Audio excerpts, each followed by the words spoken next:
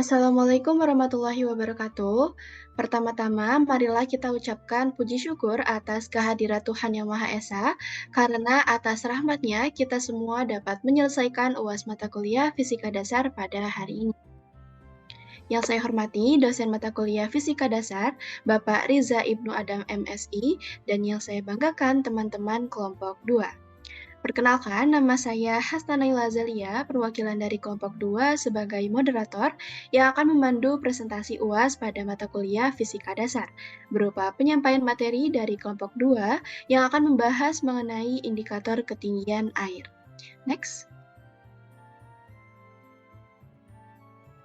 Adapun anggota kelompok 2 terdiri dari Abid Atananda, Alfiani Putri, Eki Ramadan, Denny, Anissa Ayu, Angelina Isabella, Dea Aulia, Hanum Surya, Habib Akbar, Rashid Iskandar, Gali Raffianto, dan Hasna Nailah. Next. Lalu subbab pembahasan yang akan kita bahas pada hari ini berupa latar belakang, tujuan membuat mobil Arduino, Proteus, LabVIEW, dan kelebihan. Baik teman-teman, marilah kita mengucapkan basmalah bersama-sama. Bismillahirrahmanirrahim.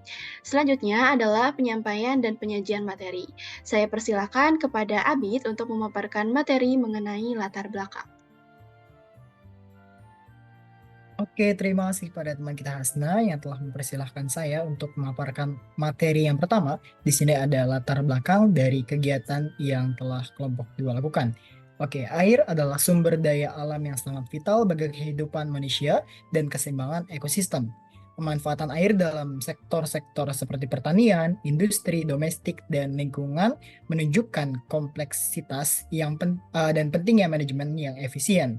Tantangan seperti pengelolaan yang tidak optimal dan perubahan iklim telah mengakibatkan dampak yang serius seperti kekeringan, banjir, dan penurunan kualitas air. Dalam menghadapi tantangan ini, pemantauan ketinggian air menjadi aspek yang kritis. Penggunaan indikator ketinggian air dapat memberikan solusi yang relevan, mulai dari deteksi potensi banjir hingga pemantauan ketersediaan air dalam sumur serta pengelolaan ketinggian air dalam kolam. Dalam konteks ini, pengembangan alat indikator ketinggian seperti ketinggian air berbasis Arduino dengan pemanfaatan sensor dan lampu penunjuk menjanjikan solusi inovatif yang dapat membantu masyarakat memantau ketinggian air secara lebih efektif, memberikan kontribusi positif dalam mitigasi risiko dan pengelolaan sumber daya air. Oke, sekian yang dapat saya paparkan. Dilanjutkan oleh teman kita Denny. Dipersilakan, terima kasih. Baik, terima kasih Abid atas kesempatannya. Adapun tujuan dari kegiatan yang telah kami lakukan, yang pertama itu untuk mengetahui dan mendeteksi banjir. Indikator ketinggian air dapat digunakan untuk mendeteksi banjir dengan cara memantau ketinggian air di suatu wilayah. Jika ketinggian air mencapai batas tertentu, maka alarm akan berbunyi untuk memperingatkan warga akan terjadinya banjir. Kemudian tujuan yang kedua itu untuk memantau ketinggian air sumur. Indikator ketinggian air dapat digunakan untuk memantau ketinggian air sumur. Hal ini dapat membantu petani untuk memastikan bahwa sumur mereka memiliki cukup air untuk mengairi tanaman. Kemudian tujuan yang terakhir yaitu untuk memantau ketinggian air kolam. Indikator ketinggian air dapat digunakan untuk memantau ketinggian air kolam. Hal ini dapat membantu pemilik kolam untuk memastikan bahwa kolam mereka memiliki cukup air untuk ikan atau tanaman lain. Baik, untuk selanjutnya akan disampaikan oleh Eki. Kepada Eki, dipersilakan. Oke, untuk selanjutnya adalah kita akan membahas codingan yang ada di Arduino. Boleh langsung ke eksekusi aplikasinya.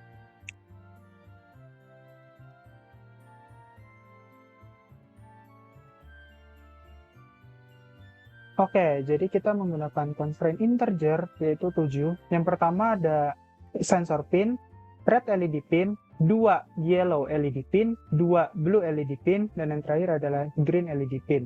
Lalu kita men-setting pin mode dari masing-masing constraint integer. Yang pertama adalah sensor pin, yaitu input. Lalu semua LED kita mengubah pin mode-nya menjadi output. Lalu scroll ke bawah. Oke, langsung saja kita ke kondisi if else. Jika level ketinggian air lebih dari sama dengan 90, maka semua lampu LED akan menyala. Lalu scroll ke bawah lagi. Terima kasih. Jika level ketinggian air lebih dari sama dengan 80 dan level ketinggian air kurang dari 90, maka lampu LED hijau akan mati, namun yang lainnya akan menyala. Selanjutnya, jika level ketinggian air lebih dari 60 dan level ketinggian air kurang dari 80, maka blue LED pin yang kedua dan green LED pin akan mati, namun yang lainnya akan menyala. Lalu selanjutnya, jika level ketinggian air lebih dari sama dengan 40 dan level ketinggian air kurang dari 60, maka kedua blue LED pin akan mati. Lalu green LED pin akan mati juga. Dan ketiga yang lainnya, yellow LED pin dan blue pin, akan masih menyala. Selanjutnya, jika level ketinggian air lebih dari 20 dan level ketinggian air kurang dari 40, maka LED pin yang akan menyala hanya red LED pin dan yellow LED pin yang satu. Lalu, else if yang terakhir adalah jika level ketinggian air kurang dari 20, maka yang menyala hanya red LED pin saja dan yang lainnya akan mati. Oke, boleh minta kembali lagi ke PPT-nya.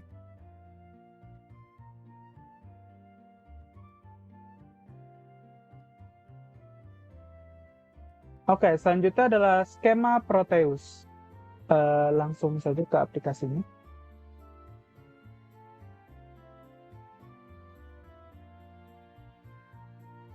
Di skema Proteus ini kita menggunakan 8 device. Yang pertama adalah water sensor yang berwarna merah itu. Lalu selanjutnya adalah Simulino Uno atau Arduino Uno yang kita akan gunakan. Lalu selanjutnya adalah LED blue, LED green, LED yellow, dan LED red. Lalu ada pot HG yaitu potentiometer. Lalu ada induktor dan kapasitor. Lalu kita menggunakan terminal power dan ground juga. Oke, langsung saja kita ke eksekusinya. Bisa dilihat di potentiometernya bertuliskan 0%. Dan lampu LED yang menyala hanya lampu merah. Namun jika kita menambah potentiometernya hingga 20%, maka lampu kuning yang pertama akan menyala. Lalu kita naikin lagi potentiometernya hingga 40%.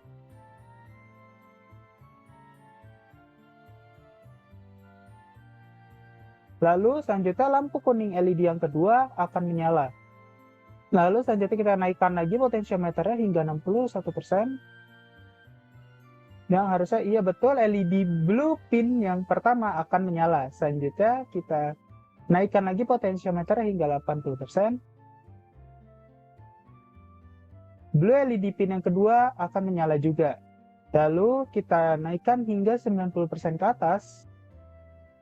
Maka green LED pin pun juga ikut menyala dan semua lampu bisa dilihat menyala. Oke, mungkin cukup sekian skema Proteus yang bisa saya jelaskan. Selanjutnya akan saya serahkan kepada Gali. Dipersilakan. Oke, selanjutnya ada simulasi dari LabVIEW. Mungkin langsung saja ke aplikasinya.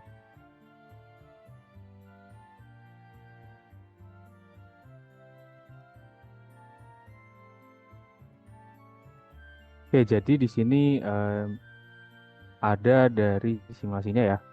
Nah, ini kurang lebih seperti ini. Ini untuk water levelnya, lalu ini untuk gambaran tempat penampung airnya atau tangkinya gitu. Lalu ini ada LED-nya. Sebelumnya saya di sini menggunakan kontrol yang ada dari si LabVIEW-nya, kayak dari sini. Ini numerik saya pakai vertical pointer sight. Ini untuk yang ini. Lalu untuk tanknya saya pakai vertical progress bar. Lalu untuk LED-nya itu pakai dari boolean lalu square LED. Nah, lalu selanjutnya saya perlihatkan dulu untuk blok diagramnya. Nah, ini kurang lebih seperti ini. Ini tadi water levelnya, lalu ini tanknya, dan ini saling terhubung. Lalu di sini ada LED-nya. Nah, untuk LED yang paling bawah ini 0 sampai 19% dan saya menggunakan kondisi lebih besar dari 0 lebih besar sama dengan 0, lalu selanjutnya 20-39% itu lebih besar sama dengan 20, 40-59% itu lebih besar sama dengan 40, lalu 60-79% lebih besar sama dengan 60, 80-89% lebih besar sama dengan 80, dan yang terakhir lebih besar dari 90% itu untuk kondisi yang terakhir. Nah, kurang lebih ketika dijalankan seperti ini. Nah, ini kondisi ketika berada di level 0, lampu merah, LED merah ini yang akan menyala. Lalu jika kita naikkan ke posisi di atas 20-39%, itu LED kuning yang pertama akan menyala. Lalu ketika berada di level 40% sampai 59%, itu LED kuning yang kedua yang akan menyala. Lalu di atas level 60 sampai 79%, LED biru yang pertama menyala. 80-89% LED biru yang kedua menyala, dan yang terakhir di atas 90% sampai 100 LED hijau yang menyala, dan semua LED terlihat menyala di sini. Nah, oke, mungkin sekian dari saya. Untuk selanjutnya saya akan kembalikan kepada Hanum. Kepada Hanum, dipersilakan.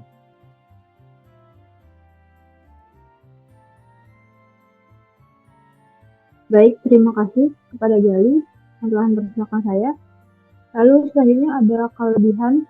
Indikator ketinggian air menggunakan Arduino memiliki banyak kelebihan dibandingkan dengan metode tradisional pemantauan ketinggian air. Berikut ini adalah beberapa kelebihan utamanya. Yang pertama, akurasi dan real time. Sensor elektronik yang digunakan Arduino untuk mengatur ketinggian air bisa berupa sensor ultrasonik, radar, tekanan, atau lainnya. Sensor ini memiliki tingkat akurasi yang tinggi dan dapat memberikan data ketinggian air secara real time. Yang kedua, ada fleksibilitas. Arduino dapat dikonfigurasi untuk bekerja dengan berbagai jenis sensor dan peralatan. Hal ini membuatnya cocok untuk digunakan dalam berbagai situasi seperti waduk, sungai, sumur, kolam, dan tangki industri. Yang ketiga, kemampuan integrasi. Arduino dapat diintegrasikan dengan sistem lain seperti sistem peringatan dini, sistem kontrol irigasi, atau sistem monitoring lingkungan. Hal ini membuat indikator ketinggian air Arduino menjadi bagian dari sistem yang lebih kompleks dan efektif. Sekian pemaparan dari saya. Selebihnya saya berikan lagi kepada moderator. Baik, demikian tadi presentasi mengenai indikator ketinggian air yang telah disampaikan oleh kelompok 2. Mari kita mengucapkan Alhamdulillah atas lancarnya penyampaian presentasi UAS pada mata kuliah Fisika Dasar ini. Dan saya ucapkan terima kasih kepada kelompok 2 atas penyampaian materinya. Saya sebagai moderator dan teman-teman dari kelompok 2 ingin meminta maaf atas kekurangannya. Terima kasih. Wassalamualaikum warahmatullahi wabarakatuh.